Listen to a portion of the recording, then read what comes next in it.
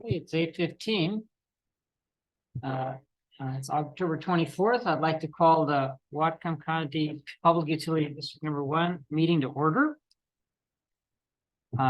So the first thing on our agenda is the Pledge of Allegiance. Please join me.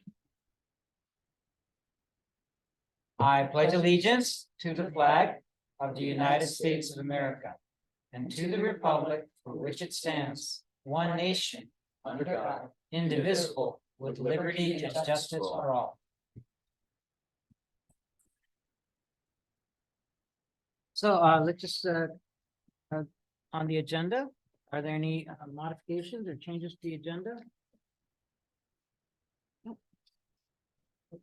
I have one small item, and I'm not sure where it would be good to address, and that's a discussion of our board retreat. It came up in our last meeting, and I think it'd be good to have a little bit more of a discussion on that subject. So we could do it under old business or new business, or where would you think? I would think commission reports. Oh, okay, I mean. Okay. Anywhere you put it's okay. I mean, there's no wrong answer.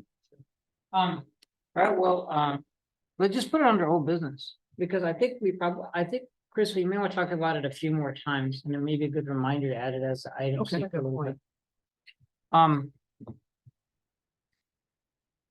So with that, are there any other changes? No, I mean, I'll make a motion to Okay. add the board retreat under old business. Great. Second. Motion is second. All those in favor, please say aye. Aye. Aye. So, okay, then let's move on to the consent agenda, which is approval of the minutes of our last meeting on October 10th and the claims for today. I'll make a motion to approve the consent agenda. A second. There's a motion and a second. All those in favor, please signify by saying Aye. Aye. okay, let's move on. Aye, and let's move on to public comment. Is there anybody online? Nobody in the room. Anybody online would like to make a public comment? Nobody in panelists? I mean, in attendees? No. Okay. So let's move on then. There's another public comment period at the end of the meeting.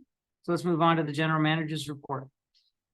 So I've got a whole bunch of different cats and dogs things to cover. Try and get through it as quickly as I can. There's a draft resolution that's going before the county this afternoon. And it was brought to my attention and you know, the question was, do we want to support it? It looks like we do want to support it. I've drafted up a support letter. If you could just pass that down for your consideration. It's really simple. What the amendment does is it asks county staff to modify code to allow inclusion of all kinds of renewable carbon-free energy projects, but it didn't specifically call out geothermal, which we're interested in. So it, you know, there was a lot of discussion about that, and geothermal was added, and so this is simply us saying we think that the amendment is a good idea. If you guys are okay with this, I brought a copy to be signed, and we can just write it around, and it'll go out right after this meeting. Great. So here's an original on letterhead, ready for signature. While we're doing that, I just want to share is that I had follow up with Haley as well as Marcus Verta. Yeah, Sorry, Marcus Verta. and I think he goes by Marcus. Marcus. So you know, yeah. That's I right. got He it does. for a long Yeah. time, Yeah. I know that. You're right. So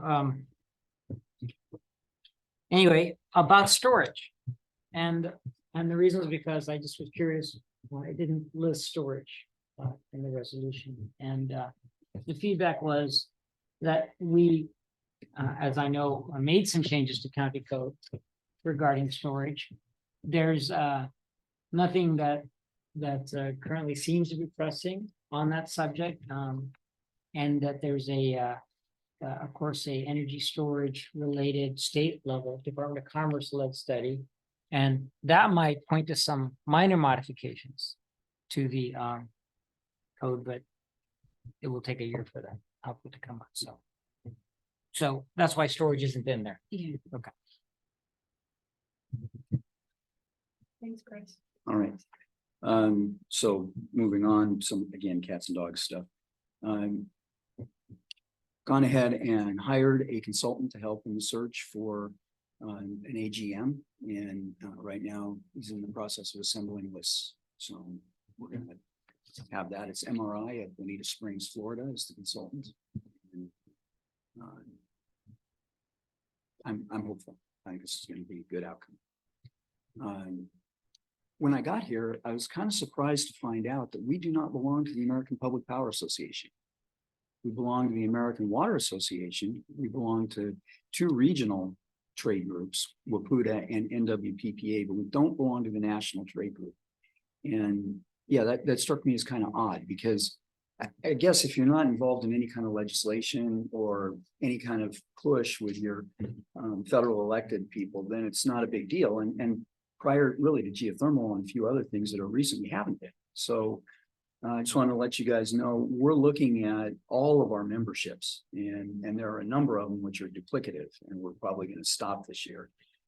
But there's one that I want to add and that's APPA. And the membership costs us about $8,000 a year. So it's not inexpensive, but that does get you access to APPA's training, their legislative and lobbying, their mutual aid.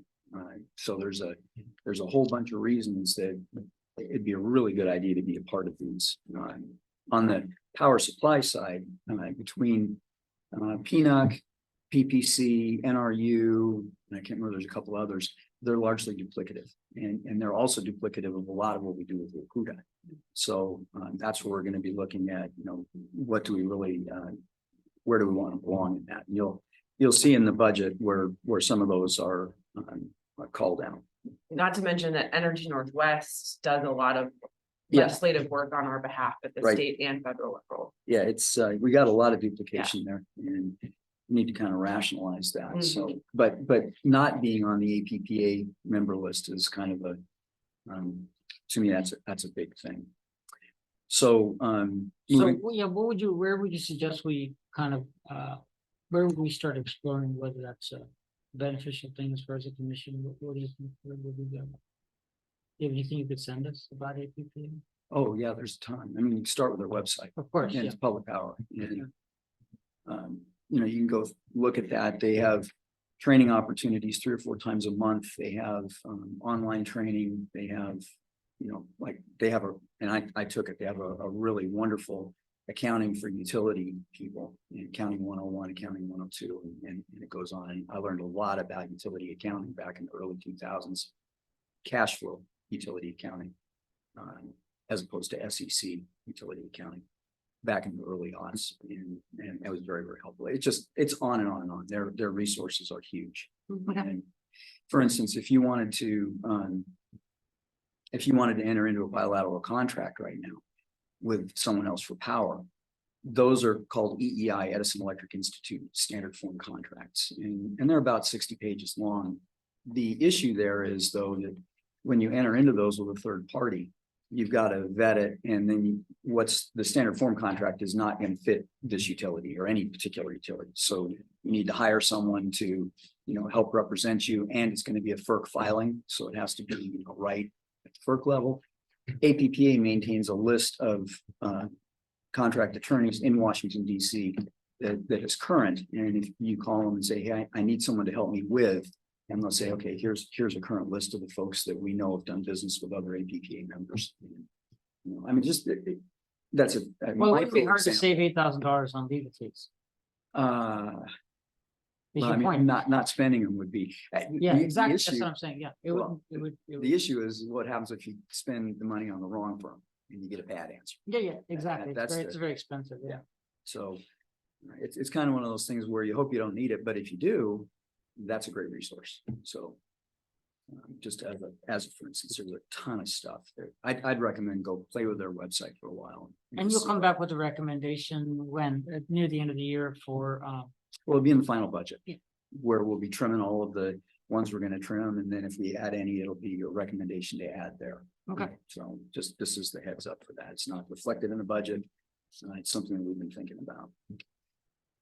On another topic, there's a business park next to Grandview, the Delta Tech Business Park. They are their own water association, and the fellow that's been managing that since it was installed around 2000, named Klaus Klicks, he came to me last week and he wants to retire. He's in his 70s and doesn't want to manage that water system anymore. So he's in the process of essentially giving it back to the Business Park Association. He's not sure they want it. So his question was, you know, when I go talk to these guys, do you want it? And my answer was, we definitely want to talk about it. So by all accounts, this is a pretty good system. It's 8-inch ductile iron on the water and a 10-inch ductile iron on fire. Good drawings, good maintenance, great records. So, you know, this is apparently a pretty good system. Oh, somebody's smiling. So anyway, more to follow on that. Yeah. We may have to do a consolidation study, and then we'd have to change our plans that we've submitted to Department of Health and Department of Ecology for the operation of Grandview. We probably want to intertie. So, I mean, there's just a bunch of stuff. So would it help the Grandview system? My opinion, yes. It's not clear without a little study exactly how it's possible that the two systems, if they're tied together, you need less storage for redundancy than you would either one separately. So it may be that some consolidation would make some real sense there. But it depends. Okay. So, you know, my answer to them was, yeah, we want to see it and talk about it. Yeah, the attribute that would matter, at least from my perspective, would be the ability of that to help us secure grant funding. Because the way out of the crisis for Grandview in terms of the cost and the projected cost increases is external funding. And so if it helps improve the appeal of a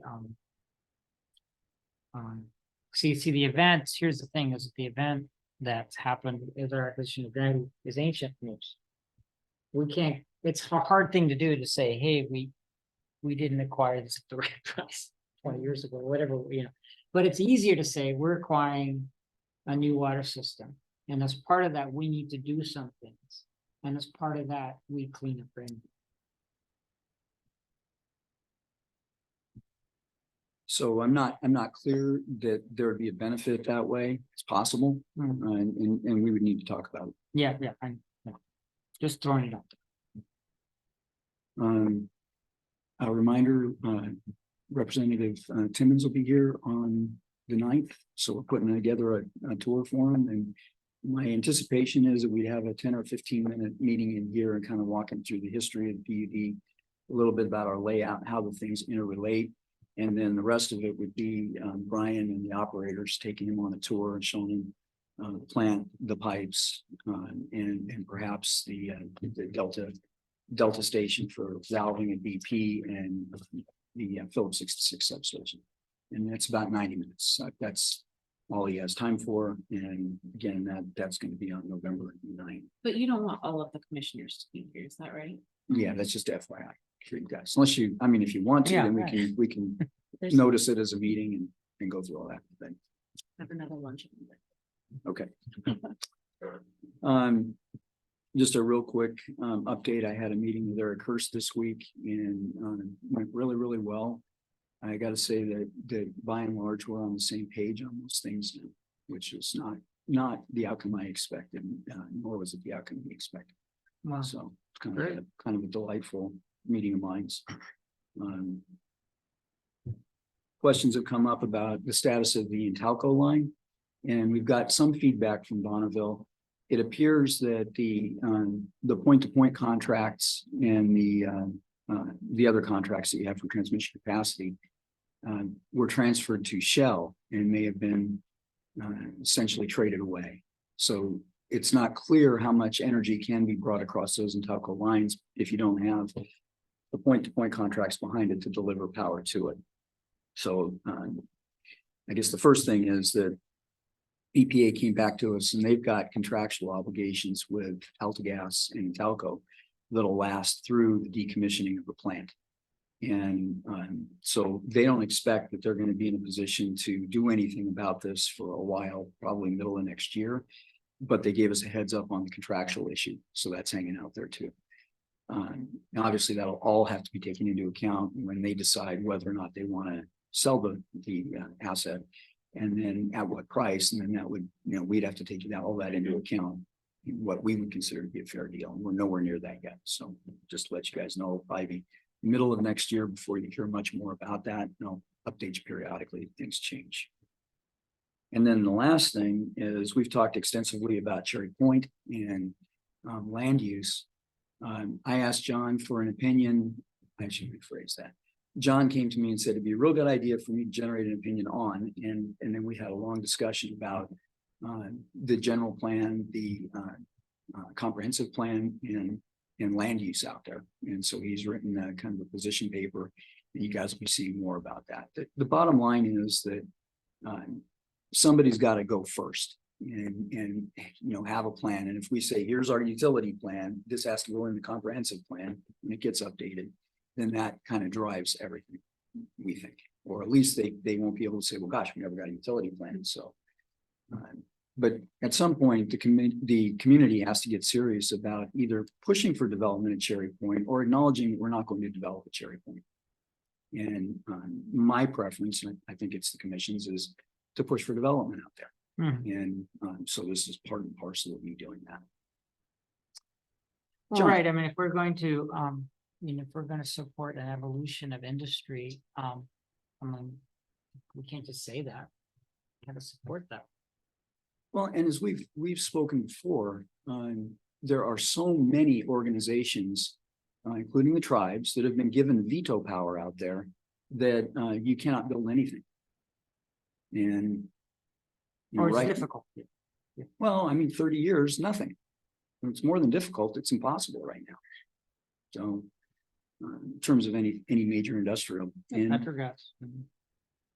it's Right. been, you just can't get anything done. Now, granted, I mean, people tried to do something that was an easy target, and we can all agree it was a pretty bad idea. But that issue aside, everybody has veto power out there, and in any particular proposal, you're going to have someone say no. That's kind of where we are. John, I'm One sorry. of the things that we've watched this for years is the lack of any real plan from the county of how to, and they're required in their comprehensive plan to have a capital facilities plan to plan for how to get infrastructure to serve the planned uses. That's the internal consistency that's required in a comprehensive plan, that your capital facilities are planned for to serve the uses anticipated in the land use element.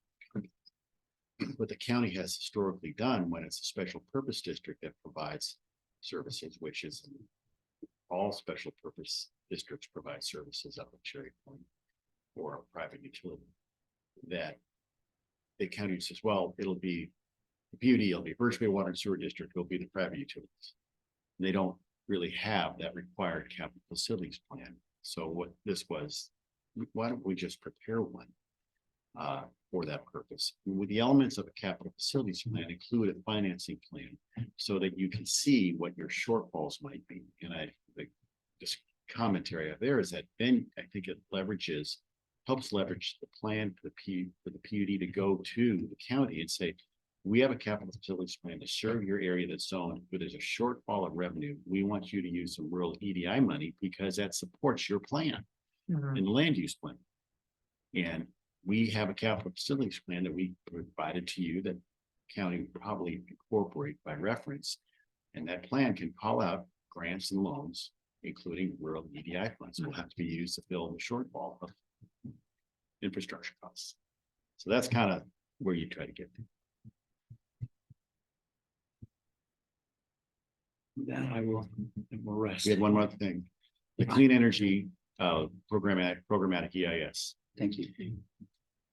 Please do. Okay, so commissioners, I think I teed this up for you last commission meeting. The state passed the Clean Energy Siting Act in this last legislative session. And one of the things that's called out for amongst many things in this act is that for ecology to prepare two specific programmatic EISs. And a programmatic EIS again is a broad EIS to look at certain impacts of a facility, not site-specific analysis of impacts, but the broad impacts of some type of facilities. They directed to look, the ecology to look at two separate programmatic EAS, a solar energy project with co-located battery storage and onshore utility scale wind energy projects with co-located battery storage. NOAA and green electrolyte and renewable hydrogen projects. Those are the. So nothing about other clean energy projects such as geothermal. So the college is starting their EIS process, which includes a scoping first. So the public is allowed to comment on the scope of the EIS. How broad should they study? So an EIS has to include reasonable alternatives, a no action alternative, and then other alternatives. They could be a variety of ways to accomplish the same goals. And so the goals here, if it's to provide clean energy, it shouldn't limit it to just one type of clean energy project. Ecology is scoping this and their alternatives based upon the amount of energy that might be produced from the project, 25, 50, 7,500 plus. So what we said, include reasonable alternatives of such as other renewable energy projects that are clean energy, such as geothermal. So we went ahead and submitted that comment letter to the ecology, so it's in the record, so they'll have to respond to the scope. Given that it was not specifically, college not specifically directed, I anticipate they may say, well, legislature didn't tell us to, so we're not going to do that. They could do it as a reasonable alternative. So, if they don't do that now, the legislature could add this very surgically into an amendment to the bill to require programmatic EISs for other clean energy projects and direct ecology to do that in the next biennium cycle. So anticipating that you may be meeting with various legislators and our local representatives who you've said have interest in these things.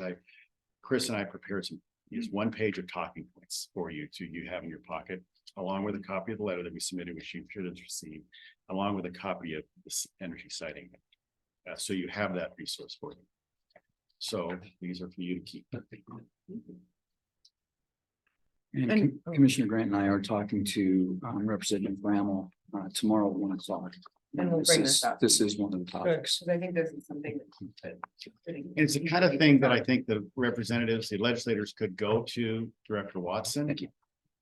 And say, Laura, we really, the intent of this is, you look at this act, it's a clean energy act. You only identify 2 or 3 projects, but there's more. Approach this as a reasonable alternative. Don't make us wait a year. We think that including doing a programmatic EIS for geothermal, identifying the South Mount Baker site as one of the potential sites will be beneficial in discussions with BLM on future leasing. So the more, in that sense, the more visibility we put around the fact that we're working on this, the more we'll cover the complexity of permitting that's going to be involved in this. Well, and we do know that BLM built a programmatic EIS around, in fact, John has it there in his hands, around geothermal, and that was done at a national level.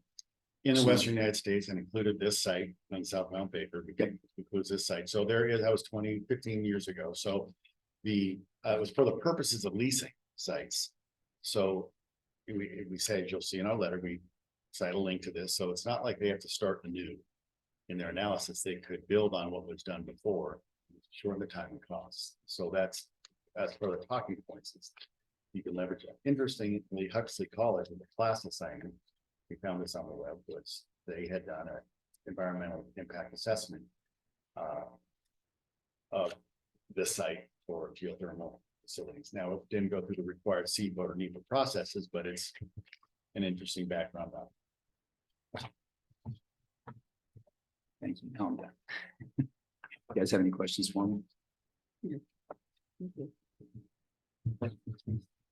That was it. Thanks.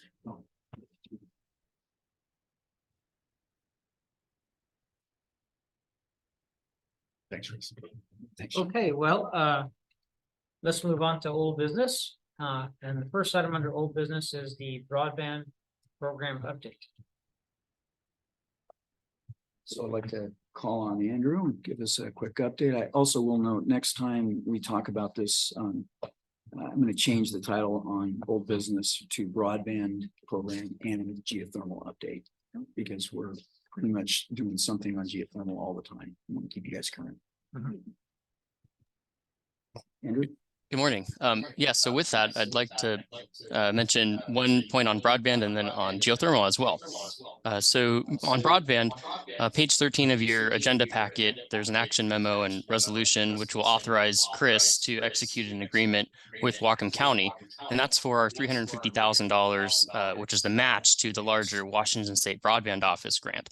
So we already have secured the WISBO grant, the Washington State Broadband Office grant, but now we need to secure the matching dollars, and the preferred order that the state wants us is to drill down on your local matching dollars first. So by your approval of this in new business under item B, I believe that will really, I look at it as the kickoff of the capital project, because it will it will allow staff to move forward with executing this project. So that's the big update on broadband. So looking forward to your approval on that under new business. And on geothermal, you might know that the PUD and CERC Energy had previously made a request to the Bureau of Land Management to transfer the original CERC leases to the PUD. And that would have saved us a number of years, or at least a couple of years of that process. But unfortunately, BLM decided to not grant us that request, to just simply transfer to the PUD. CERC was in favor of that, supportive, and of course PUD was willing to take on those leases. But again, unfortunately, BLM decided not to do that. So we're back to square one of a process that's called renomination of the lands. And so what we're doing right now is taking those same geographic boundaries of those original CERC leases and going through the renomination process. So I wanted to let the commission know that although it was a no from BLM, we're actively moving forward with renomination of those leases, which is roughly just under 10,000 acres. And the cost, it's about $1,000 for the filing and then 14 cents an acre. So it's not any cost that I have to bring to you guys for authorization. As soon as we get the filing set up, we're just going to do it. And once the lands have been nominated, then it has to go through an auction process. So at that point, we'll have to figure out what we think it's worth, what we think we'll need to do to win the auction, et cetera, et cetera. What's the timeline? It depends. So if Bureau of Land Management takes the old EIS that was prepared for the original nomination and just says, okay, it can be pretty quick. It could be, 4 or 5 months. If they have to go and redo the EIS and go through the full bureaucracy on it, it could be 18 months, 2 years before the lands get nominated. So it's an unknown at this point. We're working with people in BLM. Commissioner Grant has helped with that. So we know we can keep it at a real high level. Just got to be a little careful not to alienate the very folks that we're depending on to do this. They are isolated government bureaucrats, so they can be really helpful or not, and we want them on the really helpful side. So. And I'm keeping Campbell's office in the loop on this too. Again, being careful not to isolate or, because they're just doing their job, but kind of making sure that we know all the policy possibilities at our disposal. Okay. Sorry, Andrew, go ahead. No, that's it. Back to you, Chris. Okay. That's it for the broadband update. So, yeah, under the subject of broadband, there's a NOAA proposal meeting that's happening, I think, November 9th. We won't have another PUD meeting before that. I think we all got the notice for the meeting. I'm planning to attend. I've been talking to Chris, and the position that what Whatcom PD is doing is focusing on a dark fiber model. What NOAA wants to do is focus its efforts on a lit fiber model. And there's reasons why we've chosen dark fiber over lit fiber. And we've talked about that in the past. I just want to make sure you all know that. Although we're supportive of what Milanet is talking about, at this point. We're staffed and resourced to be able to continue executing the model that we're doing. And unless the commission thinks there's a need to relook at the dark versus lit fiber, we probably don't have a lot of direct engagement with the Milanet proposal, but I'll be there just to monitor it and provide feedback and share it with the commission. So if I can add just a little more color to that. Yeah. The NOAANET proposal, and there's another one that's running parallel. Both of them would establish an organization between WISBO and the county agencies. And their job would be to identify projects and to funnel money and do all that kind of stuff. Now, if you're a county that has no capacity, no ability to do any of this work, it could be really, really helpful. On the other hand, for those counties that do have it together, like we do, where we've got GIS experts like Andrew, we've got Andrew and Gina pointed at it. We've demonstrated we know how to write grants and get grant funding and administer it and do all that kind of stuff. Social equity plans, so on and so forth. All of that. And, we can do that. And I think that we don't need a middleman. What we need is the ability to directly contact WISBO and say, hey, you got a grant opportunity. You've issued a NOFO. Here's how we think we could use some of those funds. And any organization that gets introduced in between will cause delays in terms of time. More importantly, anything that you pay them out of this is an overhead. Yeah. And that would mean those are dollars that don't make it to ultimate end use customers. They're consumed within that organization. And so for us, I think that, those are, it's not that it's a bad idea. It just doesn't fit us. And it doesn't fit any county that has the ability to serve its customers and deal with local direction, which we do here.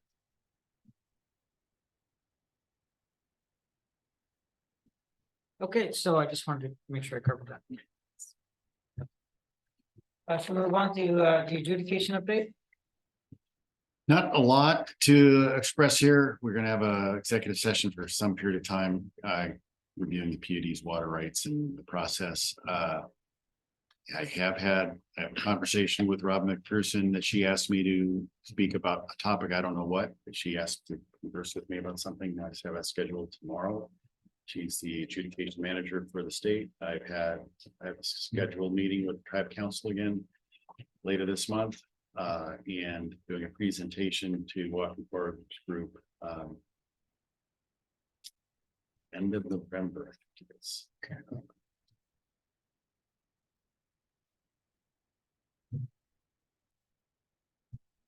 All right, so I think that's under adjudication. Let's move on to our border retreat conversation. So, of course, there's a subject of consultant. And then I've been thinking a little bit about what some of the inputs or the outcomes that I'd like to get out of it, because I was thinking that has an impact on what kind of consultant we need to. Yeah, I've been wondering a little bit about that too. As you know, I met with Gary. I don't know if either of you were able to reach out to him too. I think he seems great, but also very little knowledge of public agencies and some of the constraints that public agencies face, just in terms of communication and open public meetings. And so I didn't feel like it was a slam dunk fit, but I wanted to see what the two of you thought, or if you had any other recommendations for facilitators. It's not, here's what's happened for me. Every time I take a look at that email. Yeah, I think this is not where I should be what I should be thinking. So it doesn't feel like I'm not ready to pursue a consultant yet, because I do a lot of my thinking on my bike ride. So my bike ride here this morning, I'm thinking about this, and what for me comes up is what questions do I have? I'm just going to speak for myself. For me, I want to know more things about the PUD's relationship with our community. I've got questions of what the public wants that and needs that I haven't really got answers to. And I've got questions about what is it we can do that I don't really have answers for. And this dovetails with something else that's been important to me for some time. And that's that I would like the commission to ask some questions of different sets of our community. But that means the public, it means our staff. I'd like us to every year, as a group, identify certain questions at the retreat. That then we ask the staff to help us get answers. And maybe we do some work in that regard too, especially if it involves engagement with the public. And answering those questions is what helps us set priorities. Meaning, for example, you know, what was a good experience looking at the studies that we've done over the years and realizing that, okay, they answered some questions, but did they answer my questions? And I would say a little bit, yeah, but and then the question, well, Tool, did you even ask those questions? I'm asking myself, I said, maybe not well enough. And so I want to, in the process of a retreat, it's maybe setting really low expectations. Maybe someone might interpret it that way, setting too low of expectations, but rather than coming up with answers, I would like to come up with questions that I want to have answered. For example, we've laid out a plan, right, regarding broadband. And I kind of want to hear what the public thinks of that plan. You know, we can predict how much fiber we're going to build as part of BEAD funding over the next decade. And I want to hear back about that. And then I want to hear people say, oh, we want you to do everything and we want it all be public. And I say, well, yeah, but we can't do that, especially because we can't just build stuff without financing it. So I want more of that kind of exploration to happen, at least speaking for myself. And the same goes for energy. And I want our studies to help inform that. So I'd like the retreat to be structured so that it actually spawns the next year's studies and investigations. So that's my perspective. So consultants matter. Yeah, I have a couple of comments. So Gary's proposal didn't match sort of what my idea for like it, you know, he had I think 30-minute workshops and I was unclear on how that would work. And I was envisioning like a 1 or 2 day sort of facilitated retreat instead of the package that he offered.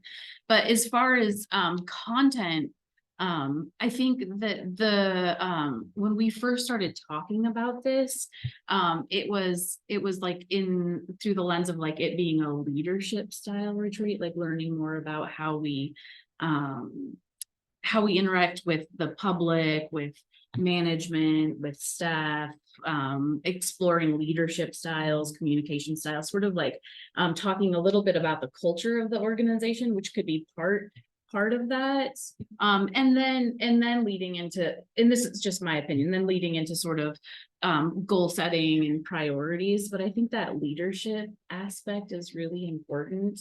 And I'm thinking back to there was a WAPUDA just in the the first 3 months when they have really good commissioner training. There was a gal who facilitated one of those conversations, and it was specifically on Robert rules. But I know that she, Ann McFarland? yeah, Keep going. yeah. So I think she said that she facilitates larger conversations about leadership. So I'm wondering if maybe we should reach out to Ann. Yes. Yeah. That's it's funny because I just wrote down in my notes, Ann McFarland. Carol Frazee actually recommended Ann McFarland. I was on the phone with her talking about something else and brought this up. And she said Ann has done retreats for both City of Bellingham. And then maybe they had to cancel hers with the county council because of COVID or something like that. But that Ann, and the thing that I like about Ann too, is that she knows exactly all the constraints we face as a commission of 3. And like Gary was surprised that we can't talk outside of meetings and stuff, so I think that just that understanding would be great. So thank you for bringing, I'd be happy to contact Ann if that's helpful next step to see if she could give us a little proposal But it's funny, Atul, because you were talking about really wanting to hear more from the community, and I think that one of the things that I'm interested in is kind of going in the opposite direction, is like typical, right? Is like, we've never had a meeting where all the staff and the commissioners are in the same room. Ever. And I mean, at least for me, because I started in the middle of deep COVID, and you know, it was a year and a half before we even had an in-person meeting, all of us together. It took a year and a half until Atul and I were actually able to sit next to each other in a meeting. So I think that we also need to acknowledge that we're coming out of still a lot of COVID weirdness. And that I think just all of us getting in the same room together would be valuable, even if we don't even talk about PUD business, even if we just get to know each other a little bit. Do some speakers. Yeah, trust falls. No, I'm just kidding. I'm not gonna make anyone do that, but yeah, that's kind of one of the things I was, and then yes, also I think getting a pulse on the public is so hard. It's such a hard thing to do. And I'm not saying we shouldn't do it, but I almost think that that's different than Anne. That's like public survey design experts. And I think that if what comes out of our retreat is, here are the questions we want to understand from the public, then you know, maybe that's valuable. And I think you've also brought this up before, Tool, is like, what questions do we have in terms of kind of public engagement or public opinion that other agencies also have? Could we be building this into other work that maybe the port's doing or the county is doing? Because I think we're all always trying to hear from the public, but it's hard because, you know, we don't, you know, if people don't come to public meetings. very Just to often. be clear, I don't see the retreat as a place to engage with the public at Yeah. all. Yeah, Well, I was just giving an example of the kinds of questions that I personally think are important, but I want to hear what everybody's questions are. I mean, particularly commissioners' questions. I want to understand what is it that we'd like to understand better as part of leadership. So, it's hollow to say, oh, here's what we're gonna do without having asked some questions. I mean, a healthy, dynamic organization is one that's curious. So that's what I want to foster at the retreat more than anything else, is a sense of curiosity about what do we still need to understand? What is it we still need to know? And what could we know better? That to me is the most important outcome of a retreat. I mean, like, I've been through, maybe I'm speaking for myself here, I've been through years of professional training. Having been in a big company and been in, you know, a lot of different environments. And I value that. I absolutely value that. But I want to ground that in you know, the purpose of leadership is to undertake a mission to resolve to achieve some goals. Well, those goals are driven by what? It's by an understanding of how we serve that community. So there's how we serve our community. There's specific things that need to be explored, understood, so that we're educated to the point where we can help chart a specific plan. So staff has information they need to chart a specific plan. Otherwise, too often we end up doing things only based on what we think we can do. And absolutely, we need to work within our staff and physical team resources and financial resources. Absolutely, yes. But we run the risk of being too insular of an organization if we don't ask questions of ourselves. And so that's what I really think is the most important thing for me when I think about what I want to accomplish at the retreat, is to get on the same page with the other commissioners about, you know, what is it we think we can understand? What are the things we can explore it more deeply and understand better than we currently understand? So. Well, and another question that it's been, you know, okay, so we've got these different pathways for supply, right? We're for sure as an organization interested in energy supply. So I'm curious about what are the risk profiles of different supply pathways? So there's risk and there's certainty. So what I mean by that is that there's certain pathways like geothermal have a big win at the end of the tunnel, but it's a long tunnel. And there's other things that perhaps aren't as quote unquote profitable. But those have a lot less risk. So obviously we're not a big enough organization to entertain an entire portfolio of energy supply pathways. But should we be shooting the moon on one particular supply pathway? Should we maybe we should have a little bit more of a portfolio approach? What other, so if we're taking more of a portfolio approach, what are the other pieces in that portfolio? These are the kinds of questions that I want to explore. Let's explore them. During- Yeah. So to try to put a pin in this, I think if it's helpful, or I mean, Chris could do it, or we could, but I'm happy to. I think Ann McFarland might be a good.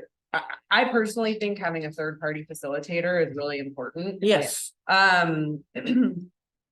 She's done this before. You know, maybe there's someone better than her, but I think she'd be pretty darn good. If I'm to try to encapsulate what the three of us want, I think, you know, Jamie, you're kind of wanting to do, it sounds like leadership development and improving kind of internal and external communication. A tool, I think you're really wanting to better understanding of the needs of the community and, you know, kind of, really, what is our strategic mission? Curiosity about where we're going. You're all Yeah. about the. I would say, what are the plan. needs of the community and what will physics and math and economics allow us to pursue? It seems like you want to delve back into the strategic plan and really kind of dig in on what our policy priorities are. Yeah, and obviously the strategic plan is a constantly evolving document. Yeah. So we took a refresh of it. In a couple of years, we're gonna refresh it again. Mm-hmm. So like the time to start working on what is the new strategic plan gonna look like? The tough questions that we should be prepared to answer in the next strategic plan update. We should be asking the questions now. Mm-hmm. Okay, and then I think for me, I mean, I think both of the things that you've said are important to me, but I also really would like to have this. I'd like to understand how we can have some better connections between the staff and the commission and have some team building as part of the retreat in some way. Yeah, I support that. Too. I So support what you and Jamie are saying too. So, okay. but they're a little bit different priorities for the Mhm, retreat. mhm. So Well, I'd be happy to take some time to reach out to Ann, if that's helpful. Yeah. Okay. sure, yeah, if you want to reach out to her and kind of share what the difference of what the three commissioners were saying. Well, I'm gonna spend all day tomorrow with the PUD staff and Okay. Liz and others. I can just simply say, hey, I need to get a hold of Ann and we talk about some of this stuff. And then especially with Ann Grimm, I think she's gonna be the one that we're gonna rely on to schedule. Okay, So, you know, so do you I've want to got, take it on? I can take this, Okay. yeah. Okay. Okay, all right. Can I, not to take anything away from Anna, I just want, because I've seen some of her, she's a real expert on Robert Rules. of Yeah. Order and running effective commission meetings Mhm. for council meetings. I'm not sure if looking at her website too, I'm not sure if her expertise expands to internal communication, leadership, the staff, commission, management, interaction and communication and team building. I'm not sure that's her consultant skill set. Let me But talk. that's, the and that's, I GM. just want to raise Yeah, I that. can ask the GMs. I can also ask Okuda. Exactly. That's a why- Jim, and I will say Deborah Lester gave me some names too. On this subject too. And they're all out of Seattle. So I can support those two too. On people. Mhm. Like I said, for me, it's more important we figure out what is it we want to accomplish before we start talking about consulting.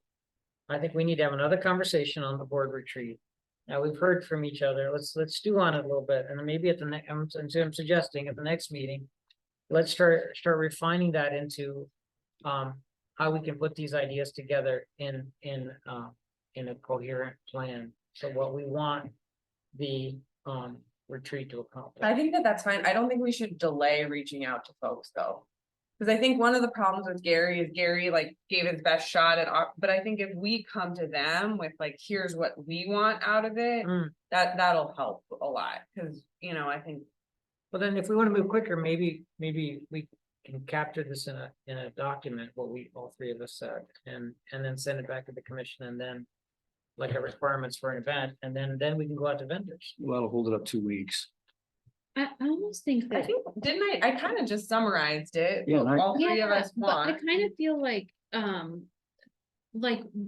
we might need two different facilitators for this type of, so you really want to get into like the meats and potatoes of like our your strategic plan and working, you're bringing up very specific things, which a facilitator that deals with, you know, leadership and communication, Mhm. culture is not going to, you know, probably understand, Right. you know, energy. So it seems like it would be two different facilitators. I would love to talk about the things that you would like to talk about, but I don't know if it would be like a second day or if it would be like multiple workshops in the future. It's very dense. What you know, the kind of things that you want to get into are very, Yes. very dense. Yes. Subject matter. And I feel like in order for me to learn that, it's gonna take longer than. And maybe it's a separate event. Yeah. You know who is also occurring to me as somebody that could help facilitate with more subject matter expertise? That could get into the nitty gritty of that is Mark Dodon, who has his own consulting firm, who's on the executive board. You know, Mark. Yeah, I mean, he would be able to, he understands all the issues we're working on at a subject matter level. I wouldn't call him like a leadership development expert. so maybe but- we should look at two different events. One is kind of focusing on the leadership and organizational development. And another event, maybe later in the year, maybe in 2024, focused on setting up for the next strategic plan. How does that sound? Yeah, I mean, I think we are gonna need to update, we're gonna, you know, Jamie It'll be doesn't timely. have her fingerprints on the strategic plan Not yet. really, not yet. The strategic plan is 15 months old now. I know because it was finalized right before Zephyr was born. Yeah, I think that makes sense. Okay, so let's go with that. So let's stick with the plan to go with and for more of an organizational development. Let the GM do that investigation. Yeah, that's what I mean. Right person. So you're So- gonna look into. Well, let me paraphrase what I've heard. So we've got, there are three different buckets. First one I'll talk about is understanding the needs of the community, and that's where we talked about surveying and all that. And I'm not sure we want to do that first. That's more of a last. No, I'm just saying that we'll Okay. pull that totally out. All right. Okay. The second issue is I use code words, IRP, but it's more than that. And I would say that you know, when we start looking at the issues that you're specifically bringing up about future power supply portfolios and things like that, we need to get actual subject matter experts involved in that. And none of the names I've heard fit that bill. So Yeah, I would suggest Steve Klein. I would suggest Yeah, let's pull that out Steve too. Wright. You know, there's some people Yeah. like that you really ought to be talking to. And then the last piece, which is, I think, the immediately actionable piece, is a combination of leadership development, internal, external communications, better connection between staff and commission and team building. And that is the body of work that I think you want me to talk to Wabuda about tomorrow. And see if they know somebody, the GMs know somebody that we can get to pull together a retreat early next year. Might on board, or you want it faster? I Yeah. think early next year is probably great. I'm on board. Yeah, Did I capture it? yeah, Okay. I think so. I think we should keep talking about consultants though, because I think that there are some names that. Oh, yeah, no, and I mean, on the leadership development, the communication, that kind of stuff, I don't have any preference. If you're talking about, power portfolio specific, expertise, I know a number of people that can help us there. Well, I don't think it should only be on the power side, though. It should probably be. No, it's a broader Yeah. strategic plan issue, but if the focus is gonna be, let's suss out what it is, what actual strategic path we want to follow. Do we want to put all our eggs in one basket? Do we want to diversify? What would that look like? What's the risk profile of all the counterparties? All of that stuff. If that's where we want to go with that, you need an expert for that. And if that's going to be, and then that would fit inside of the strategic plan. Yeah, and I'll send you what I have some names. I don't, got it. I'll forward you. Okay. this so you can- But we're gonna try to do this sort of leadership development First, for this year, before the end of the year. that's what I just asked. Okay. So you Oh. want me to pursue that before the end of the year? I mean, You and said- then I the thought we, other at one, least we just said at the beginning of the year. I said beginning of 2024, but if we can get it in, but before, I don't know if a consultant would be able to turn around Yeah. that quickly. Mm. Especially between the Thanksgiving and holidays, Towards the end of Christmas. Yeah. October, yeah. Difficult. I mean, if they can't, as soon as they can. I would Consultants say. planning their Halloween costume and Yeah. Christmas presents. They're not gonna have time. nobody, yeah, Yeah, I'll report back what I found Okay. next time okay. and we'll get that. Okay. I planned my Halloween costumes in there. Yeah. Oh, you did, okay. Yeah, Me but maybe too. they're starting to plan their next year's costume already in November, so. Anyway, okay. Moving on, so does that complete the conversation on the board? Yes, yeah. Great, well, thanks, and I think we had very different input, but I think it's good that we figured out how to piece it all together, so.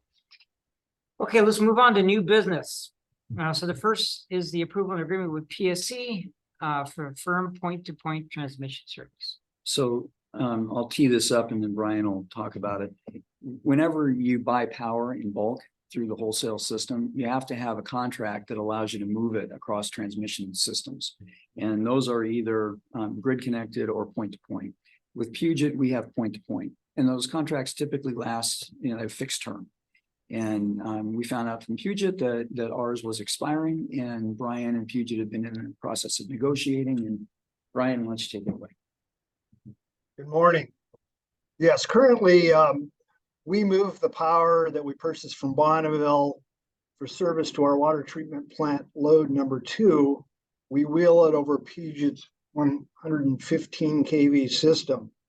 And essentially what happens is our staff schedules power deliveries off Bonneville system to Bonneville's Custer substation. Puget Sound Energy is interconnected at 230 kV at that substation.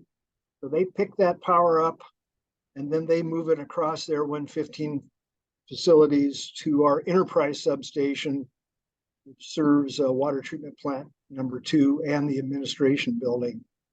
So the contractual arrangements behind this wheeling process is encapsulated in the service agreement.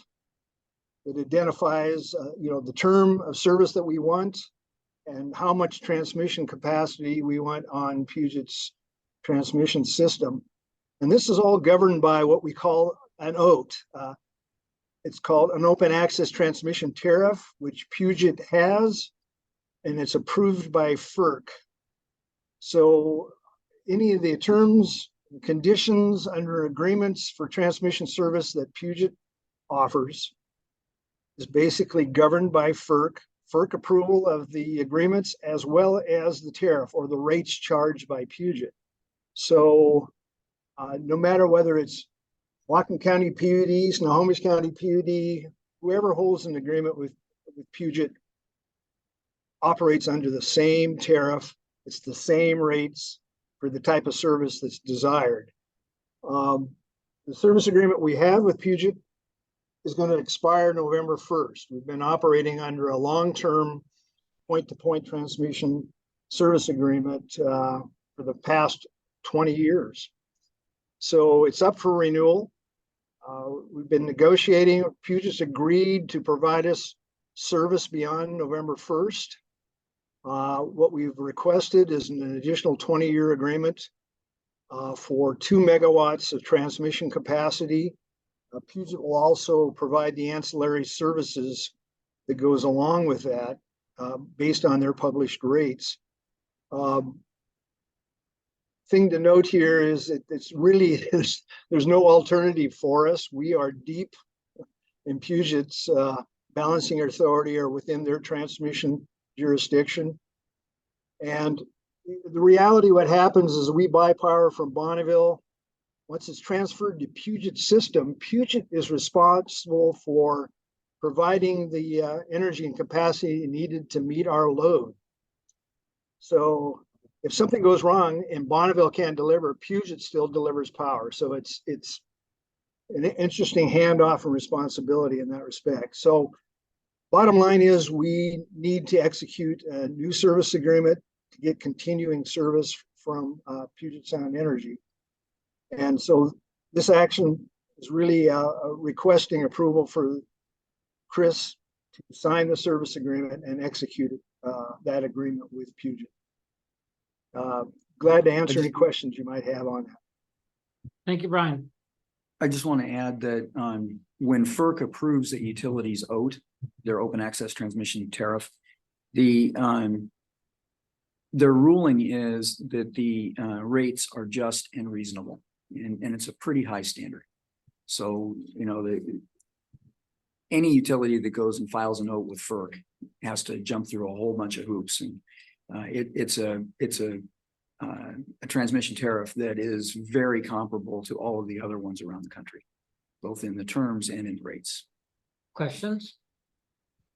No, I'm ready to make a motion. I have a question. So how do we deal with growth and load at the water treatment plant?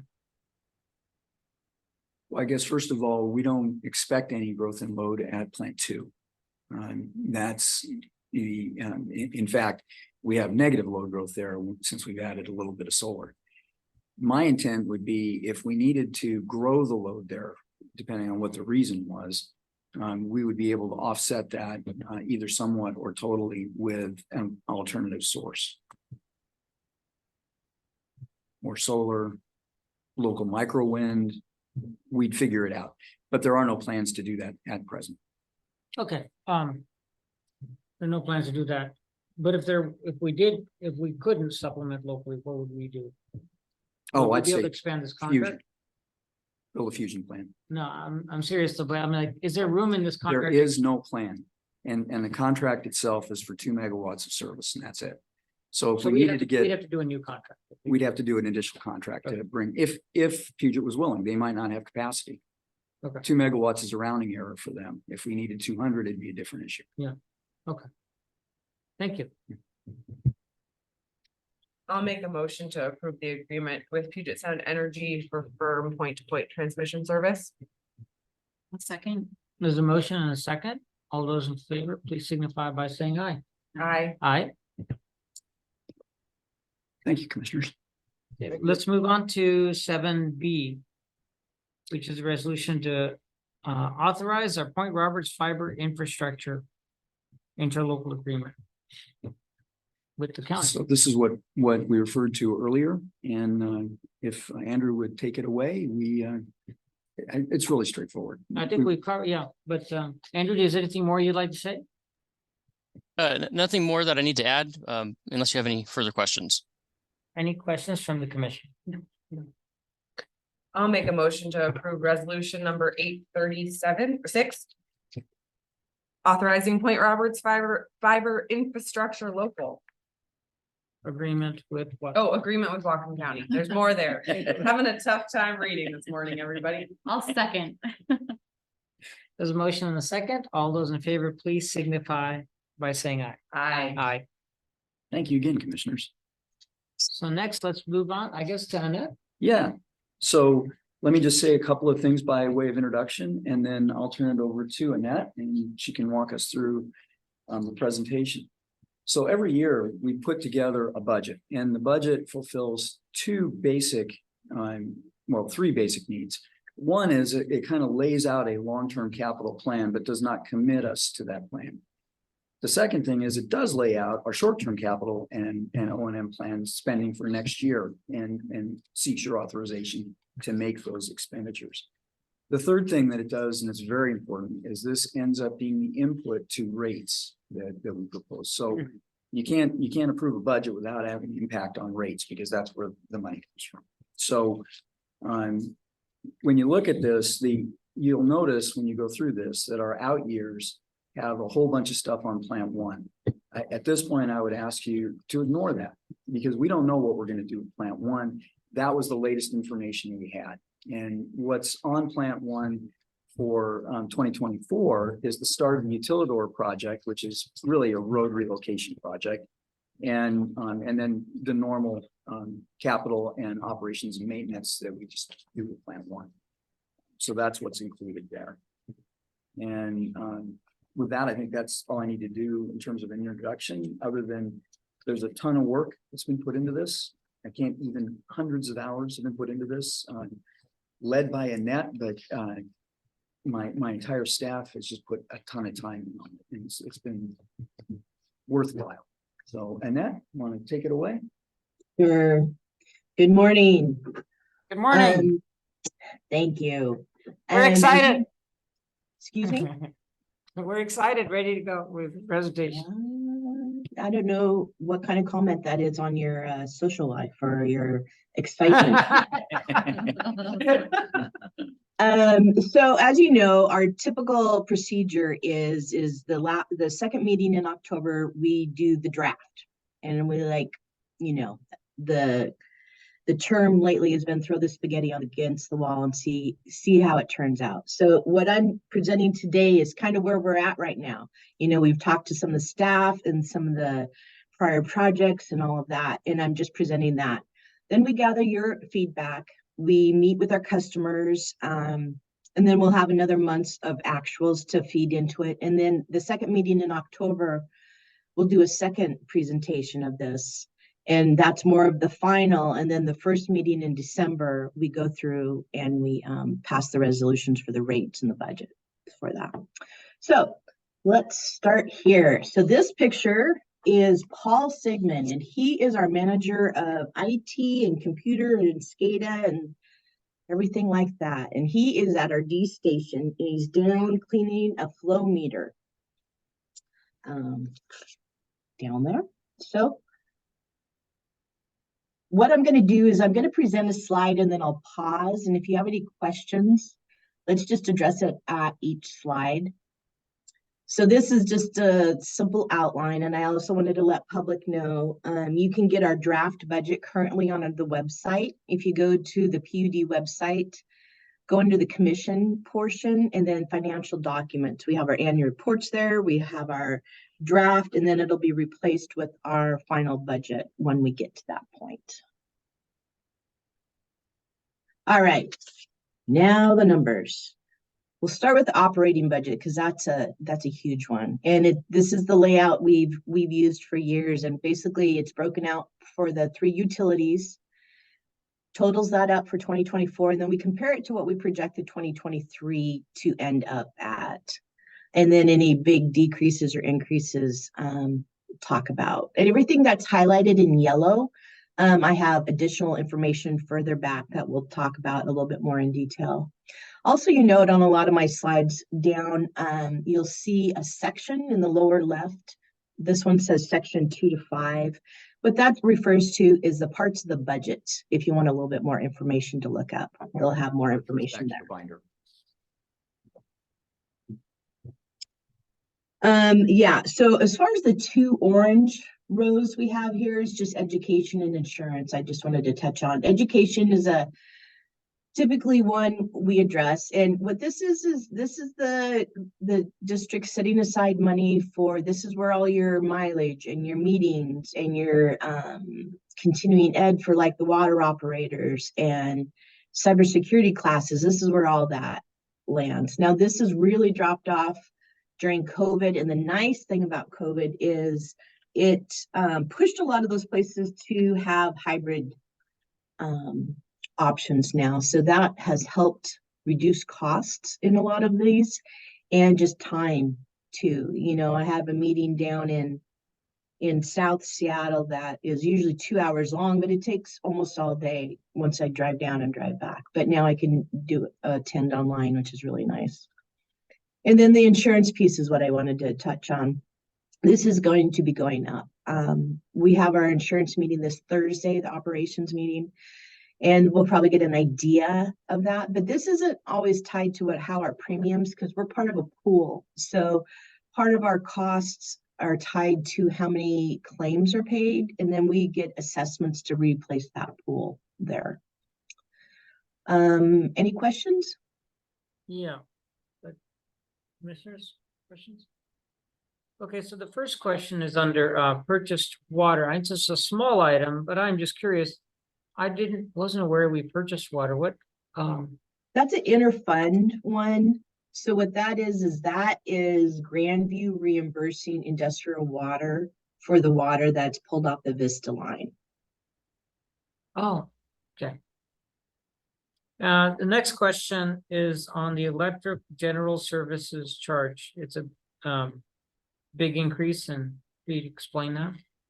Yeah, actually, I'll explain it later when I start in rates. I can talk on that. Great. Great. All right, that's all I have for now then. Okay, getting a little bit more into the details on these. A couple things to highlight on the top, starting in the top left, the admin expenses. Our computer is going up, and what that is Paul and his team.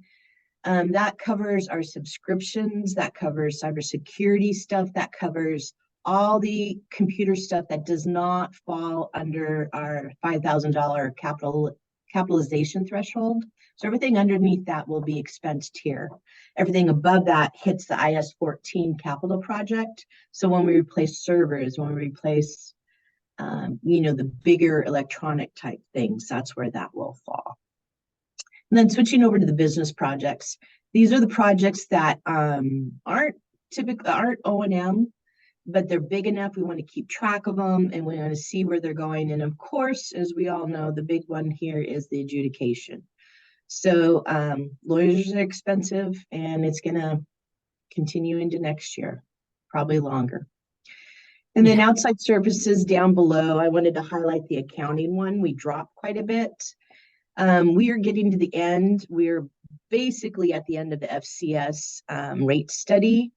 We're waiting on some comments from Chris and I on their final report, and then they'll issue their final once we work through those. And then also we're expecting to have an audit with the state auditor's office at the end of this year.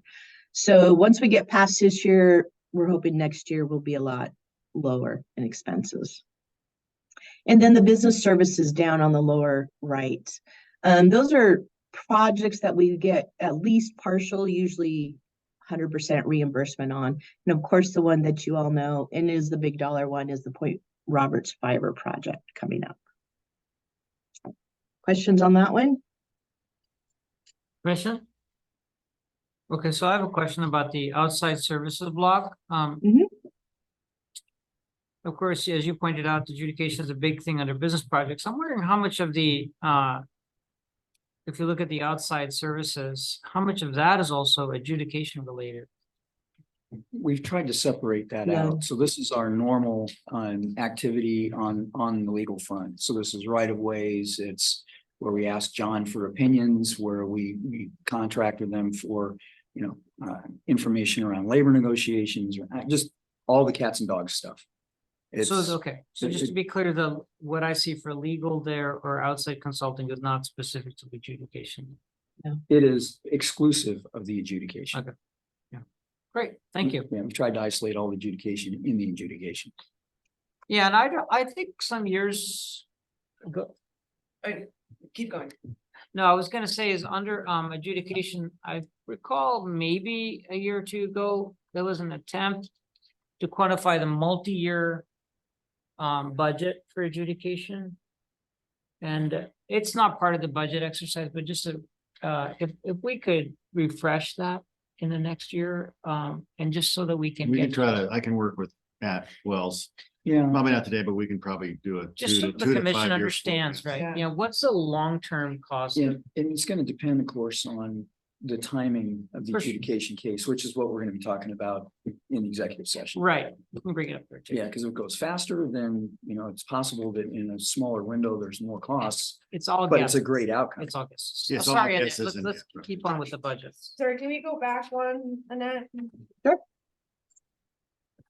Can you just explain the difference between office, computer, the 228,000 under admin expenses, and then the computer services, the outside services for 50,000, is that like cybersecurity or? What's the outside services for computer services? That is a good question, and Paul distinguishes between those for me. Um. You guys can Outside, get back to me later too, Yeah, on I- it. I think what we'll find it's our subscriptions and the software, maintenance fees and that Okay. kind And of. maybe it's one's And I hardware. also just wanted to make a comment under business services with the cybersecurity grant, that would probably be a cost that would be over under outside services or admin expenses. So just another kudos to Paul and his team for that grant, because it helps keep rates low yes, or lower. Right, yeah. Yeah, no, it all helps. Yeah, that's why we're after grants. all right, so this next slide is kind of a miscellaneous slide. I had a couple items I wanted to touch on, but they don't really relate here. But Chris had talked about the membership piece of it, so basically because it had been a topic of conversation earlier, I just went through and listed everything we paid in the last year and to who. And like he said, the NRU and the Northwest Intergovernmental Energy, we think we can back out of. We are waiting on what kind of notice period is required on both of those. Sometimes you can't back out right away. And then probably adding the APPA to that list. And we already have backed out of the Northwest River Partners. Right. That was what started the whole earlier. So yes.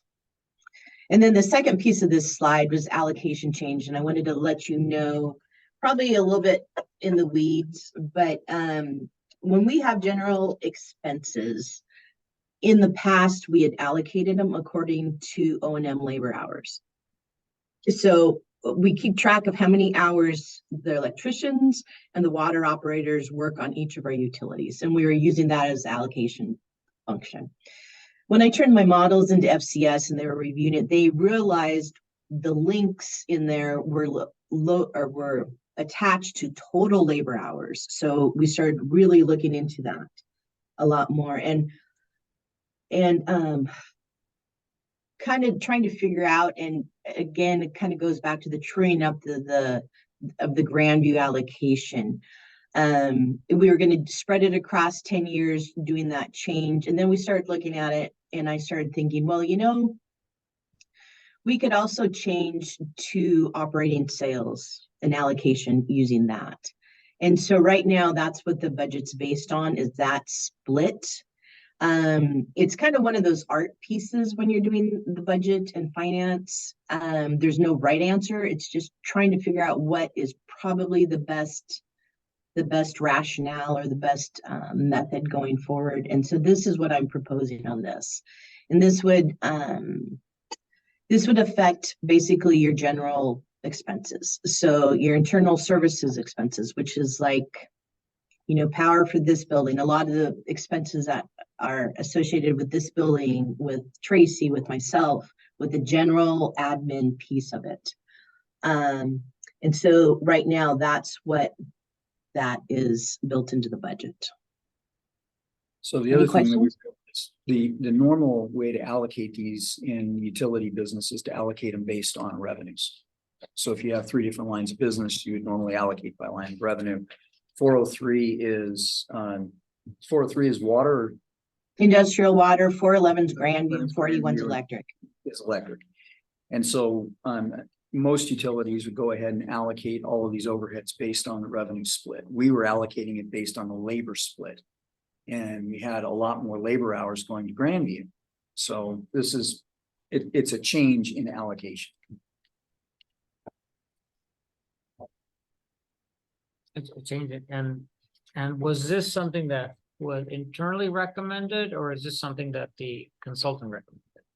The consultants brought up and let me know that I wasn't doing it. The models weren't based on true O&M hours. It was based on total labor hours. And so in the process of analyzing that and truing that up, this is what it came out. So this switching to the operating sales is an internal recommendation. And it's something that is more traceable from our perspective. Yeah. Yeah. And is also consistent with other public utilities practice. Any more on this slide? Please continue. All right, so broadband hasn't quite reached the level of its own utility quite yet. I talked with SAO on this, and they said, the utility, it reaches its own utility when it gets operating revenue. So after we get this Point Roberts project done, we should be getting some operating revenue. So most likely next year you will have a separate column, which means I need to reformat all sorts of things to make it all fit. But for now, this is what, the summary vision of what we are looking at for next year for broadband. So the 3 grants that Andrew's been working a lot on, as you know, totals about 3.7, and then the expenses down below. So what that leaves us with is a little over 200,000 that's going to be spread over and covered by the water and electric funds.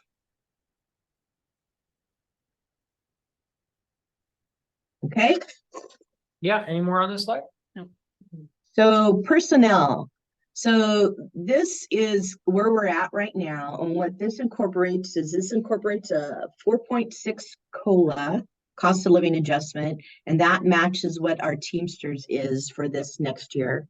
And it incorporates a 9.39 pension allocation. And then it also incorporates the commission, as you probably know, your reimbursements, your monthly and then your per diem are set by RCW. And the Office of Financial Management every 5 years goes and updates that and publishes that. We have not gotten that official numbers yet for what starting in January 1, 2024 will be. The forecast for that has been at 27%. So that's what's built into this budget. But again, we don't know quite yet what exactly that is. The other thing about this slide is we are potentially looking at 4 new hires next year. And that's kind of listed down below. And the 2 of them are replacements. And so we don't know, I am hoping they don't leave us, but they want to retire. So it's potential that 2 of our staff will be leaving next year. And we wanted to get somebody in to replace and have some crossover time there. And then there's 2 more that would be new. And the first one would be a project manager. And that is if our geothermal takes off, that is also under Andrew's umbrella. And so we are potentially thinking if Andrew gets totally swamped by all of this between broadband and the geothermal, he may need some help. And so this is potentially out there. And then the second one is a water operator.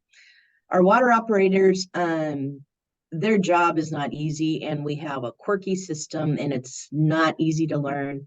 But we also have a number of water operators that are getting close to retirement. So we need to recognize that and plan for that. So we're trying to thread that needle where we could get new water operators in time to learn it without overstaffing. So potentially we could be adding another water operator at the end of next year. All right. Any questions? Let's keep going. All right, so a little break from all the numbers, and just a reminder, we're heading into November, and that is floods and frazzle ice time, the start of it. And this is a drone picture from November 2021 of our Plant 1 and what it looked like in Whatcom County. So, just a little picture to break up all of my numbers. All right, capital budget. This is going to be fun. Okay. So I have 4 projects I just wanted to touch on. We're starting to ramp up a bit next year, and Chris did a good job and covered the majority of the Plant 1 rebuild, and that really escalated the more we got into it, and so we have to take a look. But we are going to be doing the utilidor or utility corridor in the next 2 years. So that's what the 2 and the 8, the $10 million is. And then beyond that, the farther out you get, the more fuzzy, because things change. That's just how it is. And then the next one down under Grandview, the potable plant land acquisition. This is one I also talked about last year. Our Grandview system, the supply for the potable water is a well. We do not own the land the well sits on. We have an easement. We need to expand the security fencing, expand the security around that well. We would like to purchase it. We don't know if that's possible. There's a lot of things in play there. So we are working on that. And so we do know that there is going to be additional costs there. We're not quite sure what that is going to be. And the appraiser's engaged. Excuse me? The appraiser has been engaged on that and we have the license to access it. Right. So there is movement. We are working on it behind the scenes. All right, the next one down under electric is the refinery substation capacity upgrade. This is brand new. We're not quite sure where this is all going to fall, but this is one of those Brian walking into my office a week ago. Oh, by the way. And so we're not quite sure what all needs to be bought, what the scope of it is. And the big thing is who's going to be purchasing it, whether it be us or whether it be the customer. We're still working through all that. The issue here is the customers come to us and they're going to be putting in some electrolyzers and generating green hydrogen and using that for their part of their feedstock instead of using methane reformation, steam reformation. And of course, there's a power draw that goes with that. And then they're also looking at putting a very, very large process motor in, and they're looking at starting a phase to phase 12,000 horsepower motor. This is, from an engineering point of view, not a very good idea. They'll come to that eventually, and we will help them. But both those things combined would be, we'd have to do a lot of work at the substation, probably have to replace the transformation banks. An alternative would be for them to run, us to run a 115 bus section out and they can put their own transformation. We don't know what they want to do. And that's what this is all about. Rick?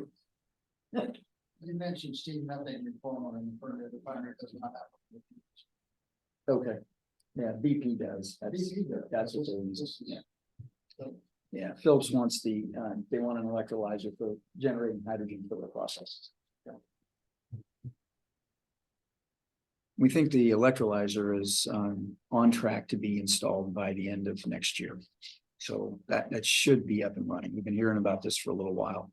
I think I've shared that with you guys a couple of times, but it's looking real.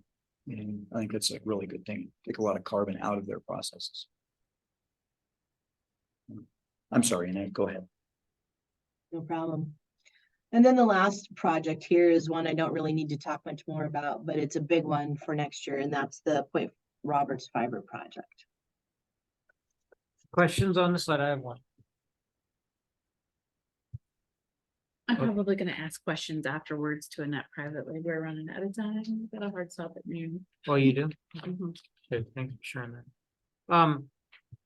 So under industrial water, there's a couple of items I just wanted to ask a little bit more about. So, and that is the smaller projects item at the bottom of the industrial water section.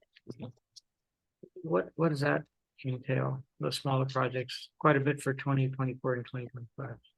Yeah, if you look in your book under section 8, that lists all of them.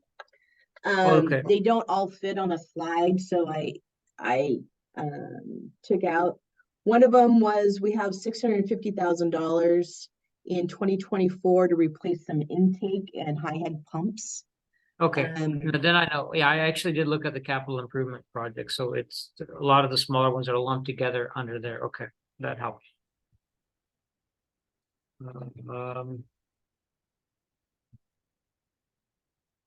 Okay, I'll leave it at that for now. Thanks. All right, and then extraordinary maintenance, these are the projects that are, they're O&M projects, but they're bigger dollars. So we like to pull them out and just call them out, because if they don't, for whatever reason, they don't get done, or sometimes they're lumpy, they really tweak with your O&M. So I like to pull those out. The one thing I did want to mention is EM4 is a new one. We've been using drones to inspect our lines and our substations. It's a no-brainer. It's safer, it's cheaper, it's quicker. But what we've added this year and then in 5 years in 2028 is a LiDAR inspection using the drones. And what that does is that allows our electricians to create a 3D model of our lines and do a sag and swell analysis. Basically, are our lines down too low or in space they shouldn't be? So that's what those lumps are in 2023 and then also in 2028. And then down below, just kind of giving you an idea. Again, this is all contingent on basically the plant one build. A lot of this is driving this, but it's looking at our debt. At the end of this year, we'll have roughly $16.5 million outstanding in debt that we're still paying on. We are looking in 2025 to issue roughly 13 million in debt, and that would basically cover that utilidor in some of these other projects. And then going out beyond that is more fuzzy because it's going to depend on what the decisions are made on that plant one rebuild. So the Utilidor project, I thought it was around 10 million. It is, but We're we gonna are drawing down with all these other capital projects. We're drawing down our capital. We've been paying, I think this year, we're paying a little over $1 million in engineering. So we've been drawing down the capital fund. So that 13 will cover basically the utilidor, but then it is also catching up and building up our capital funds for the other stuff. I mean, we're not banking money, but we're bringing it in, so it's above reserves. Okay. Okay. Anything else on this slide? No, we can, we'll not to me. Okay. Speaking So of move on to- reserves, our financial policy dictates how our operating our capital are set up. So those change just automatically as our expenses increase and as our assets increase. The one I pass by you every year is emergency reserves. And that was set at 350 for a long time. And we recognized we need to increase that because that's not really realistic to just hold it still. And so, but also recognizing that rates have a lot of pressure on them this year. And so we're just increasing that one, recommending increasing that by another 5,000. The other big change is that invoice float. We had a customer that had been late a couple times and it was a big customer. So we added reserves because when they're late, it really affects our cash balances. They've been on time for over a year. So we're cutting that reserve in half just to help out a little bit.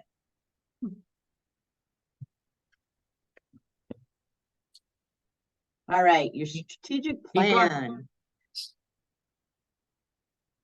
And what I took is, this is similar to last year's, I took your strategic plan action items. And then it's me, if it's wrong, please let me know. But I basically just tried to pin all our different projects under each of the appropriate categories so we could see it. Now, some of these categories don't have anything. That's not necessarily meaning we're not doing anything. It just means that it's probably mainly labor. But this is where it all, and then I also tried to identify the funding source for all these projects. So the A's being the PUD revenue, customer revenue, and then the B's being grants or some sort of outside reimbursement. So, excuse me, the two big ones, of course, are the adjudication and then also the broadband on these. Good, thank you. All right, now the ugly slide I've been trying to prepare you for. What this is preliminary. This is draft, but this is what we're looking at right now. To get our reserves where they're supposed to be, to cover our costs and all the different pieces that fall into it, this is what we're looking at. It started industrial water at the top. We have a lot of large capital projects. We have the adjudication cost, and we have a share of telecom. The FCS model was recommending a 21% increase. I can keep us above reserves just at about 14 right now. So that's kind of where we're at. The Grandview is the one that really hurts. FCS had recommended that one at about 30%. The big news there and the big painful thing there is we just got notice that our largest customer in Grandview is mothballing their facility. So that's gonna hurt. That's gotta be- Healthy. They're leaving Whatcom County or? Well, they're mothballing a facility. We don't know what that means operationally, but they're not gonna be a big water customer there in terms of volumetric water for a while, at least through the next year. Well, they have a facility in Skagit, right? Is that correct? I have no idea. Yeah, pretty sure. Oof, that's gonna be, yeah. Yeah. And, And then the last one and the happy little piece of it all is the electric. So the electric down there, overall, the general services charge is going up 5.6%, but the cost of service puts the bulk of that over on the water. So basically what that means is our rate models are, they're huge Excel files, and we go through and we allocate each cost in different ways. Functional analysis, customer analysis, all this kind of stuff. And so the rate models kick out what the cost of service for each of these different rates should be. And then I tweak them so there's not huge jumps. And then also for the Grandview, especially, I try and minimize the spread between the customer with the hugest hit and the lowest hit. So I try and keep that spread as small as possible.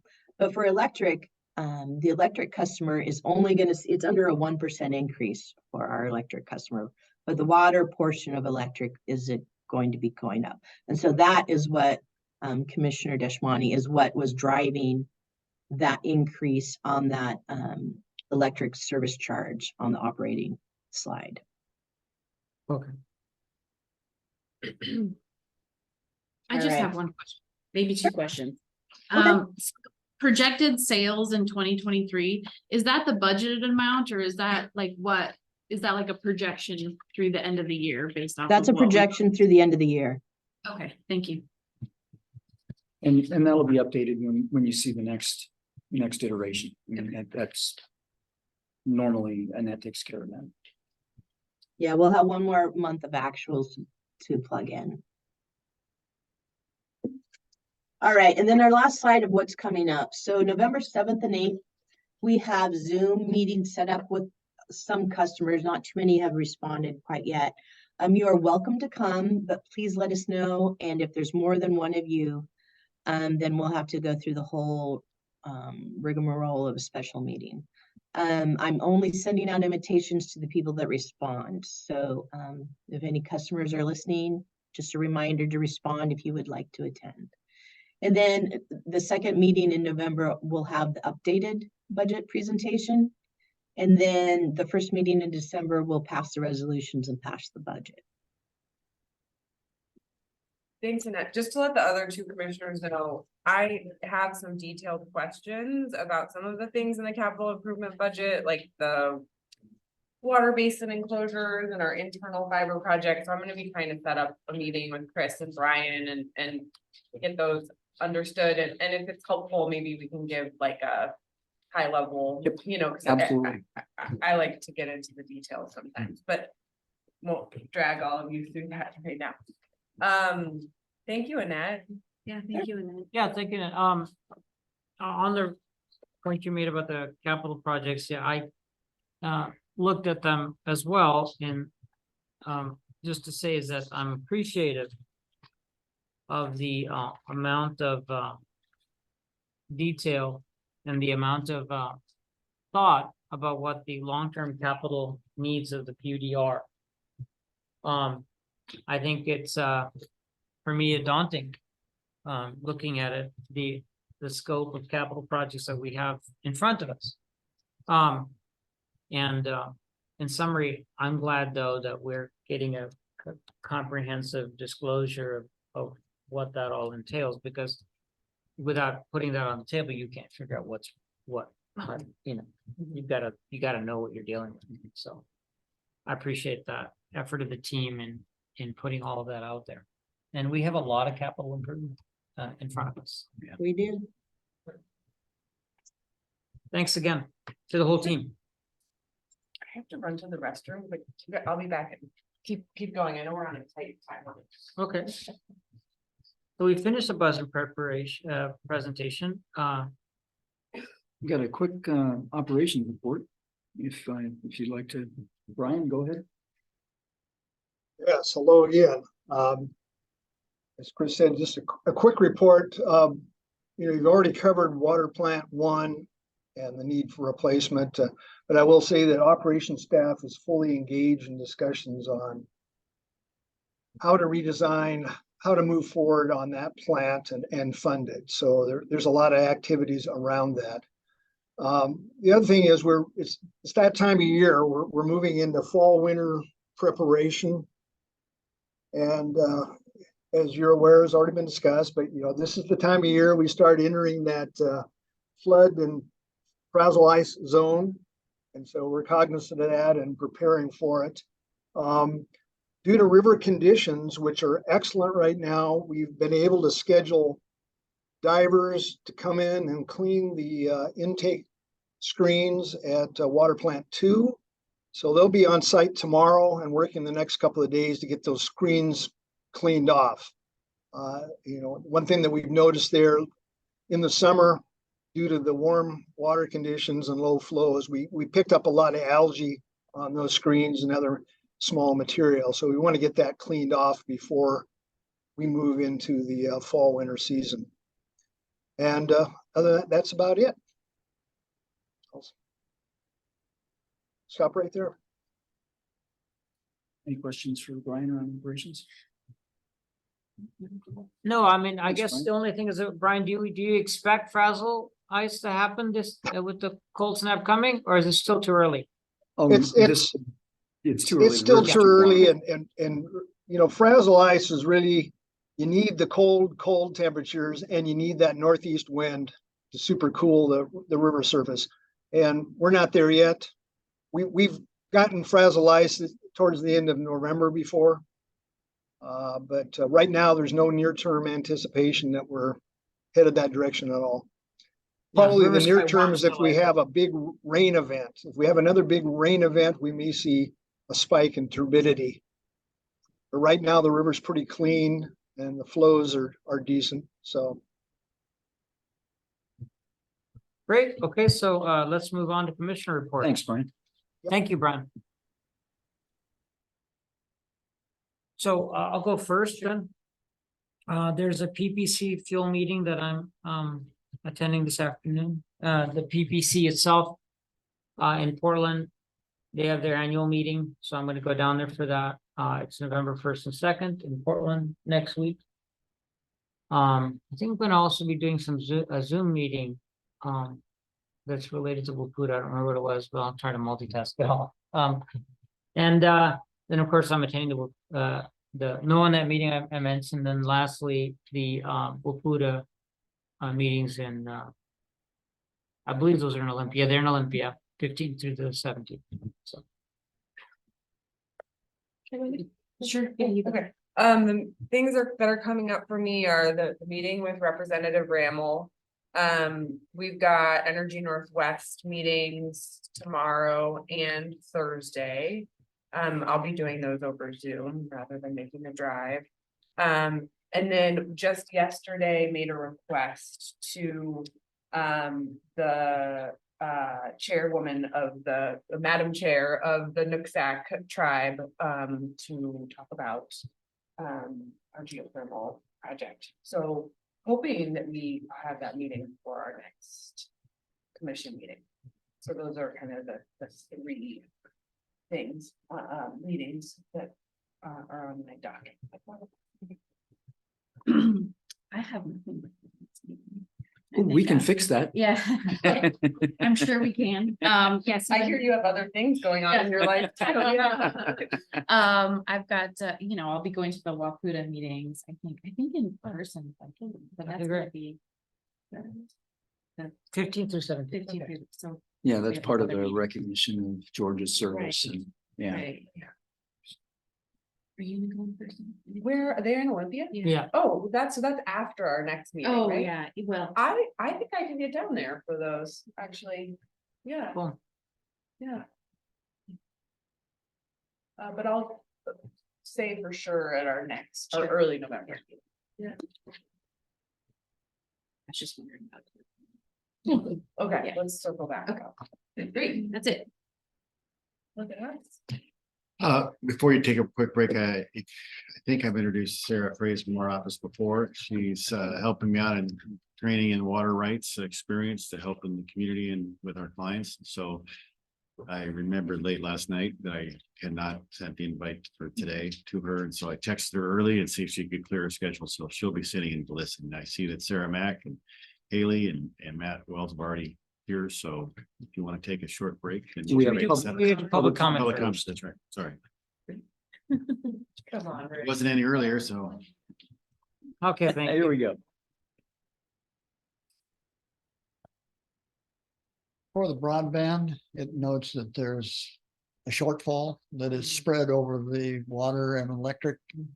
I would presume that there will be a plan going forward that the water and electric utilities will be repaid that at some point in the future. And the plan was that we would get revenue from broadband that would eventually cover the cost of broadband. We didn't anticipate paying the water and electric.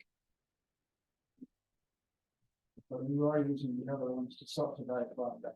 Yes.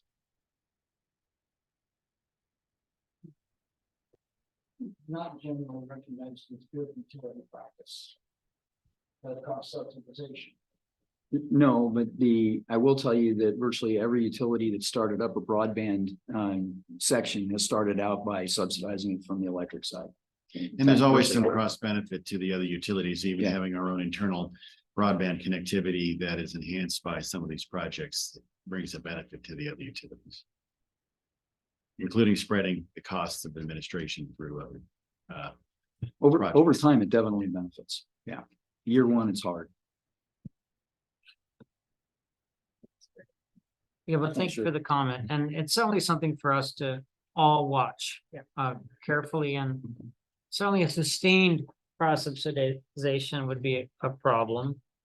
But it's certainly something that also affects our when we have our audits. Well, just remember, Chelan, for instance, they subsidize, and I can't remember the number, but it's several million a year between electric and their telecom, and that's their plan. And so, and it's a choice to make, and there's no right or wrong answer here. It's just different than what we've done in the past. But also underlying again, there is a benefit to the other utilities from the broadband exercise, so that while there may appear to be a cross subsidy that's not repaid, there the benefit comes into non-monetary benefits to the other utilities. Well, then shouldn't we So that's- document that's- what that benefit is?